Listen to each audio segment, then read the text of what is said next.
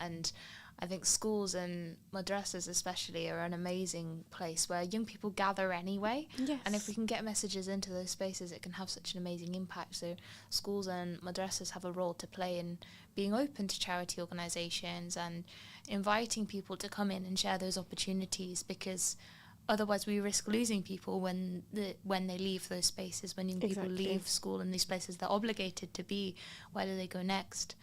And we've got ambitions as Ways of Positivity for this year to go out to different universities, colleges, madrasas, places where young people are, to deliver personal development workshops, which are kind of like a check-in for young people to think about how do they want to grow and develop as a person, spiritually, physically, emotionally, and all of those dimensions. So send us a message on Instagram at Waves of Positivity if you're interested in collaborating with us. But we've also talked a bit today about your own journey as a professional and some of the various different things you're involved in, because you're a legal professional, you're a content creator, you've done fundraising, you've got 2 or 3 different small businesses going on at times. So first of all, what can we do to encourage professionals to get involved through skilled volunteering? So volunteering isn't just about going out and, as you said, kind of shaking around a bucket and trying to get people to donate funds. It's about pro bono work. It's about kind of offering skills that ordinarily charity organisations would have to pay for. So as a professional, as a small business owner, as all these different things, how can charity organisations encourage that kind of contribution? I would say to actually get in touch with those organisations, which sometimes it feels like you'll never get far. It's knowing and having those connections. If you have connections within those organisations, perfect. If you don't, how do we go about reaching them? Obviously, direct contact to the actual firm. If there are people that you know within that organisation that you can reach out to, sometimes an email.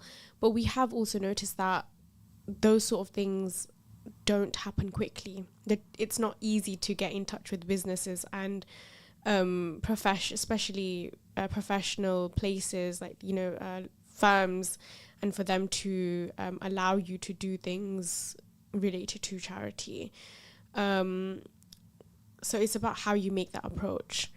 But I feel like if the charity comes up with an idea or a project that they want to work on, I wouldn't, I don't understand why a workplace or a firm wouldn't accept that.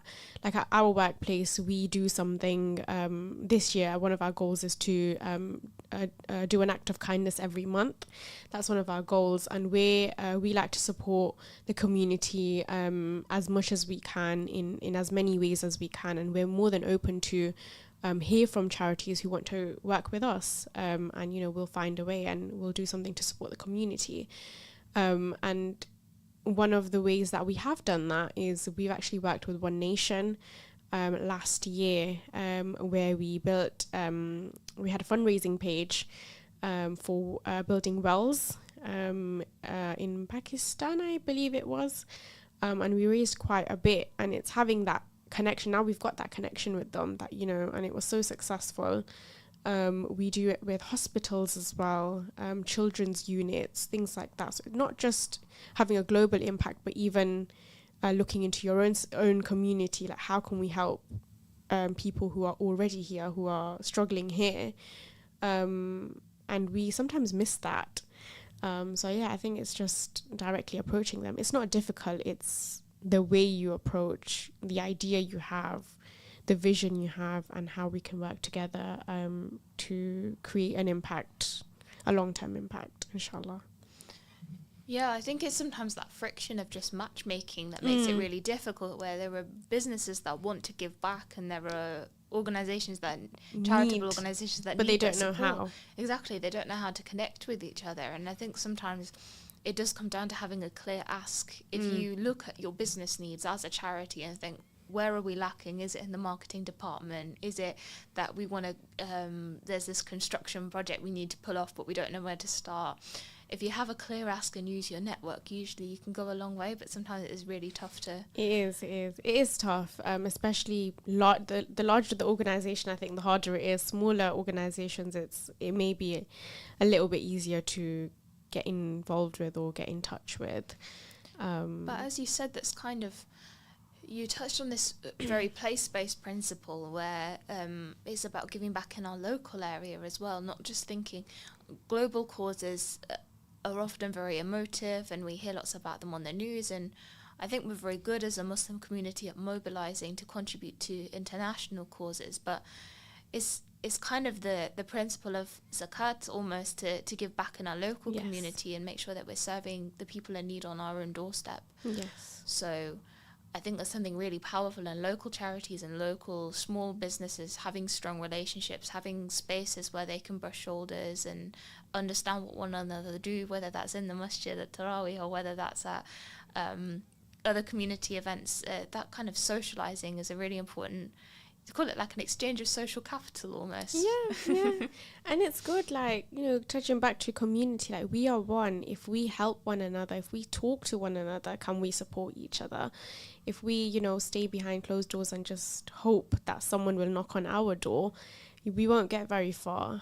And yes, workplaces and firms, businesses, let's work together with, if you are a firm, if you are a business who wants to work with a charity, get in touch. It takes a simple phone call.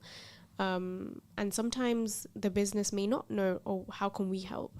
The charity may be able to offer something which is, the business may not be aware of. So it's just having that conversation. And I do want to touch up on one thing which we have started, which I actually came up with this idea at my workplace to... as a way of giving back to the community, is to offer free legal advice. And I now run it at Wesley Hall Community Centre every week. And I feel like that way I got connected to so many different people of various ages, various cultures, communities, religions. And they were so, the feedback I continuously get, that, they're like, I can't believe I'm receiving free legal advice, because people sometimes fear knocking on a lawyer's door because they think, I'm going to need to pay. Mm-hmm. Not everybody is able to afford that, and to be able to just have that support in the community or a face in the community to say, she can give you some legal advice, she can support you. Even that much means a lot to people. So businesses can do this as well. Like, get your name out there, support the community. Let's help each other. 100%. Tell us where you work so people know how to get in touch with you. Yes, of course. So I'm based on London Road. I work in a firm called TML Solicitors Limited, on the heart of London Road, just opposite Bond Adams, past the railway station.